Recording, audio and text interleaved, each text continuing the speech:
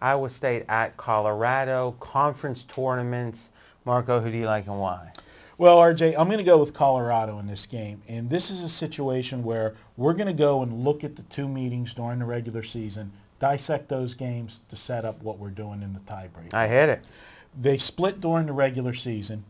First game was back in February. Colorado blows the doors off of Iowa State, 95-69. The second meeting came just last week. March 2nd, Iowa State wins in a shootout, 95-90. So now you're looking and saying, okay, well, they closed the gap. They beat them. You know, they're live dog here, maybe Iowa State. I say no. And the reason for that is if you look at what happened scheduling-wise in the second meeting, it makes sense. First off, they already killed this team in the first meeting. So easy to look past the team when you blew them out 95-69 in the first meeting. They were playing them the game immediately following their home upset of Texas.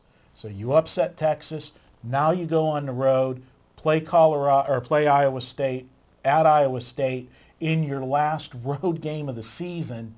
They had one more game to play after that, which would have been senior night. So this was totally a throwaway game, I feel, for Colorado, scheduling-wise, mentally-wise, and they ended up, losing at Iowa State. All right, so let me ask you this question.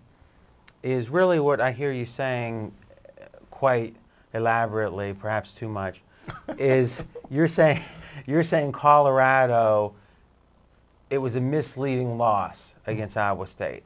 So let's imagine that you're right. Let's imagine that Colorado had won that game, that whatever factors that you just at length explained to us weren't the case and Colorado wins the season series 2-0.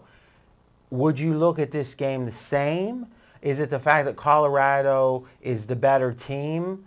Or is it the fact that because they did lose to an inferior team, they're going to be even more focused? It's more of the latter, and we will talk about in the next game that we're going to do, and I know me and you'll be arguing about that when the same team wins both meetings. But in this instance, because of a better team and because they lost that second game, we're getting value, I feel, in the line because Vegas has to adjust to the second meeting, even though, to me, I have a good reason why that second meeting was a subpar performance. And we talk about it in the race to 2.5 points of value that a misperception of a result can oftentimes lead to value. So that makes sense to me. Now is the number out on this game? Yes. Colorado's minus 4.5. Now what did you project on this? I projected that this line would be like probably Colorado 5, I thought, so it came out a 0.5 point less. And again, so this is a value play for you. Between the trap and the value, this is a value play. This is a value play. Also to point out, and one thing that you look at whenever you're doing conference tournaments is, you want to look at teams on the road and that. Iowa State was horrible on the road. 2-9 this year on the road. All right, so this is throughout this week's videos, we're going to be talking about the very specific handicapping factors and techniques you use in the conference tournament. I personally believe this is one of the best money-making opportunities of the year. I think that, go ahead. Good time for me to plug. We did a video where I gave all of my... Who's wait? Well, me and our producer does. So let me ask you a question. I was available for this. Was it that you just didn't want any feedback? You didn't want anyone to say maybe you were wrong? You just wanted a monologue? Well, this was or you didn't want to take my precious time. Which one was it? That was it. I didn't want to take your precious time. But I figured that if you had some thoughts, you might want to just pop in and do some. You get your standalone, and I got to add mine to your handicapping. Well, you can do a standalone. You've done a couple standalones too. I can. You can. I give you permission. Thank you. No problem. All right. So to me, there's three things that jump out, and maybe we'll just talk about them as we talk about these games. But I'll read off the laundry list real quick. These are road games for the most part. Right. In the early rounds of some conferences, not. Right. Sometimes the actual event, like at UNLV, for the Mountain West, well, it doesn't favor them. It's their home court. But for the most part, you want to look at how the team did on the road because these are road games.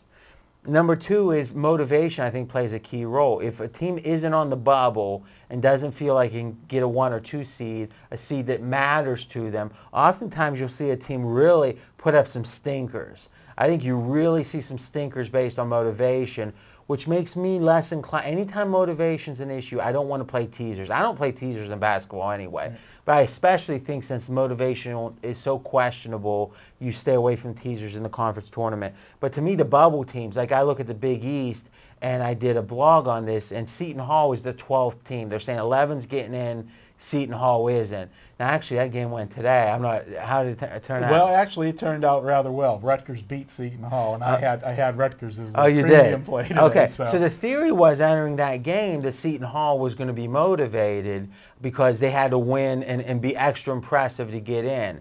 So I think the bubble is a key factor. And also, it's very rare for teams to play back-to-back.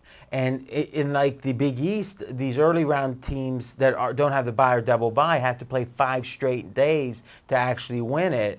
And now it's bench depth, how aggressive they run, the youth to some degree, though I guess seniors aren't, in NFL or in pros, youth matters when it comes to fatigue. I don't think so much here. 21-year-olds aren't going to get tired. So you talked about the road factor. Do you want to just expound on that, really quickly? Well, it's a situation, like you said, these are all road games, so you want to look at how a team does perform away from home. If they've had no success at all on the road, there's really no reason for you to believe that all of a sudden they're going to go in and play well in a conference tournament away from home. So it's just another thing that supports the Colorado side here. So give me the details on that.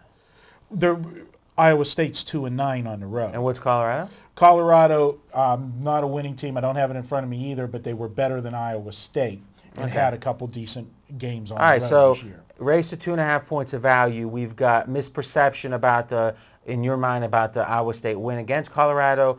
We've got Iowa State is slightly worse on the road than Colorado. Anything else? That's it. All right. Now, if you want my projected score go before ahead, you give Go ahead. I have Colorado winning 86-79. Okay. Now, I have 2 different kinds of neutrals. One neutral is I see both sides. I see what you're saying. And then the other neutral is I don't know. I just don't know. And in this case, I don't know. It feels like I don't know how much value there is at 4.5. I don't have a sense of the motivation. Last week, unfortunately, you had about 0-4. Let's talk about that a second, because you've been kicking butt on these videos. Really since the start of September. You've been winning the opinions. Dustin has the biggest smile on his face. You've been winning the opinions. You want to go head-to-head on this? So 0-4. You've been winning the opinions. I think they got the 0-4 there. In case anybody missed it, I was 0-4 last week. Okay. Now, you do realize when we're on head-to-head, that's your camera, right? Okay. Well, I'm looking out to the masses. And I can't help. I keep getting distracted because our producers, got a big chuckle on his face. Well, here's the beauty is when you win as much as you do, you can enjoy the losers and not get too worked up. I never enjoy the losers, but I know how to accept them. Yeah. Now, unfortunately, you and I had a disagreement. Yeah. And you were wrong. Yeah. But what we're going to do is, since we're 8 minutes into this one, I'm going to hold this. This is just a little tease. I can pay you now. The money's ready. We don't need to carry that into another video. Okay, go ahead. But, whenever he loses, it's like real quick, we're out of time, 1, 2, 3, 4, 5. You should recognize those because these are like all your children. I know you were away. I'm going to keep this right. Can you see that? No. On the long shot, you can. I'm going to keep it on. Yeah. Okay. All right. Okay. All right. So I'm going to go neutral on this one, but let me ask you a serious question. Which neutral one is this one? This is the I don't know. Oh, this is the neutral you don't know. Okay. All right. But we don't have to keep different records. We'll just call it neutral. Okay. So you went 0-4. Unfortunately, I disagreed with one, unfortunately for you, and was right. And then I actually got suckered into one and lost. So I was 1-1. You were 0-4.